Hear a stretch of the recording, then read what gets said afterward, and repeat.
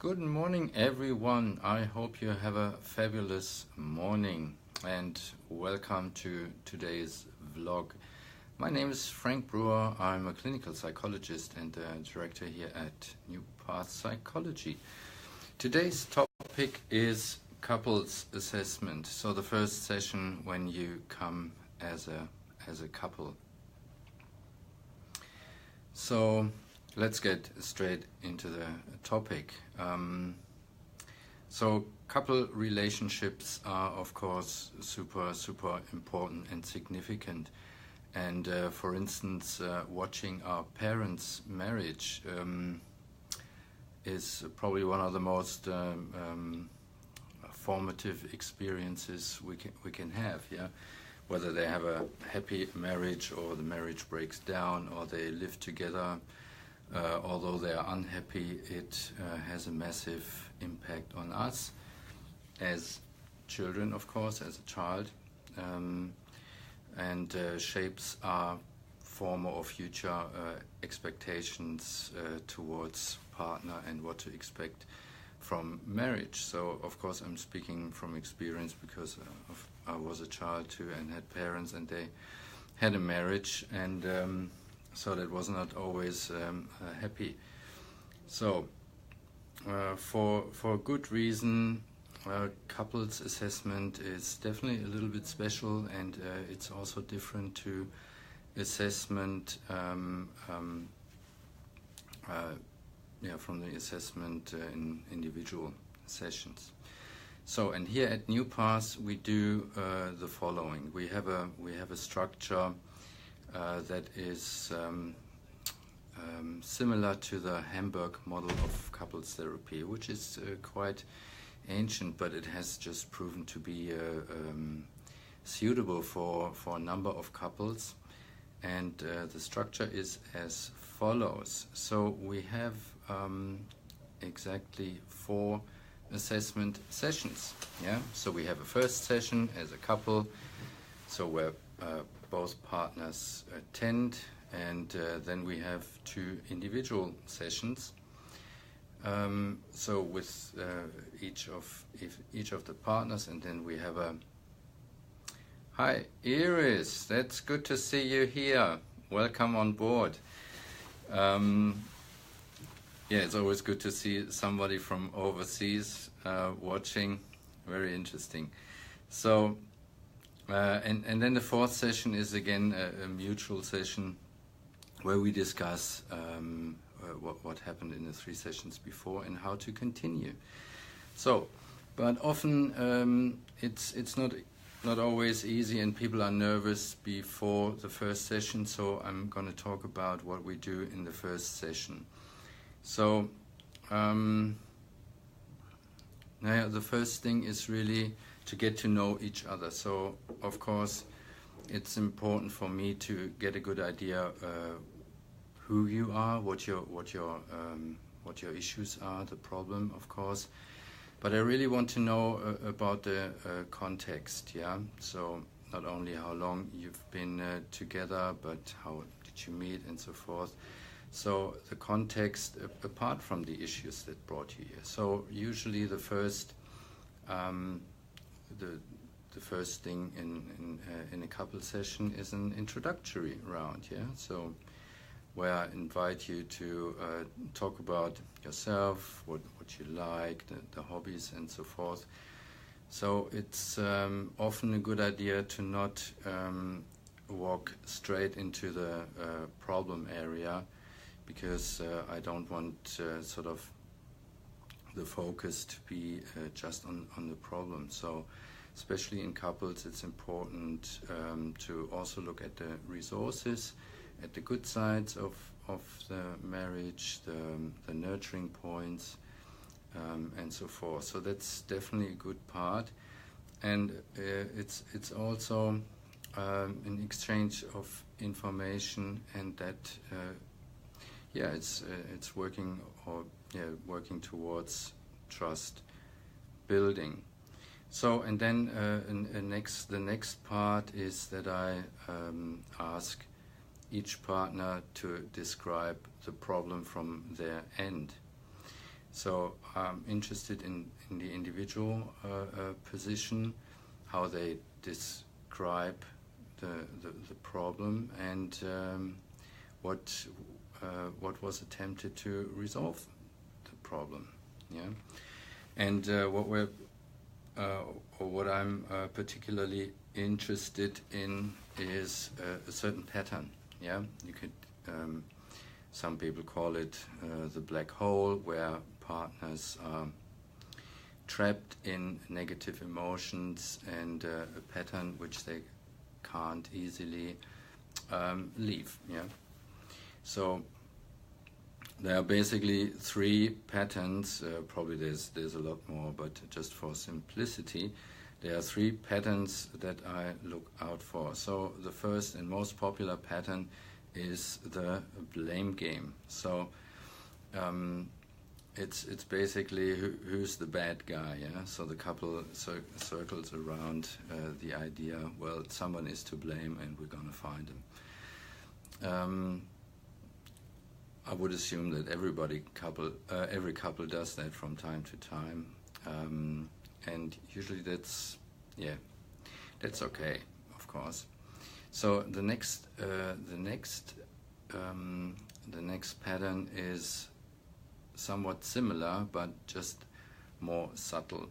Yeah, it's called the protest polka, and it's basically the pattern of someone is criticizing and the other party is withdrawing, defending, or whatever. So which is often the case when one partner is unhappy and he's really he or she is trying to make contact, to reestablish the connection, to stay connected, to be heard, and so forth, and the other one is withdrawing, which can be quite a frustrating experience for both partners. So it's the pattern of someone pursues the connection and someone withdraws, which again it's can be quite painful if someone wants to make the connection and the other one gives you the silent treatment, or always find good excuses for not listening. It's not the right time. No, I can't discuss it now because I'm too stressed, I'm too tired, and so forth.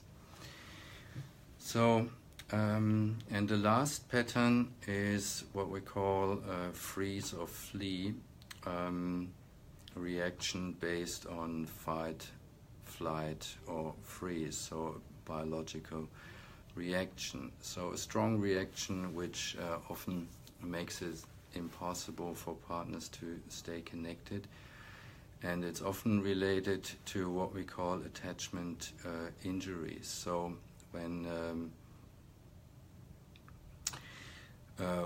for instance we have a certain vulnerability from whatever past experience, past relationships who were painful and it wasn't repaired properly, or from adverse childhood experiences, say parents have been neglectful, or parents have abandoned their children. So when there's that wound, chances are it's going to be triggered in the current relationship as well, and to the point that it's not resolvable. Yeah, and it often leads to very high expectations towards the partner, that and beliefs about that the partner is not good enough, it doesn't give me enough, and so forth. So it can really be a cycle into despair and unresolvable issues. So, and by that time, probably time is up in the first session, and appointments are made for the 2 individual sessions. It could be next week or the week after, so that's fine. So the main purpose of the individual session is,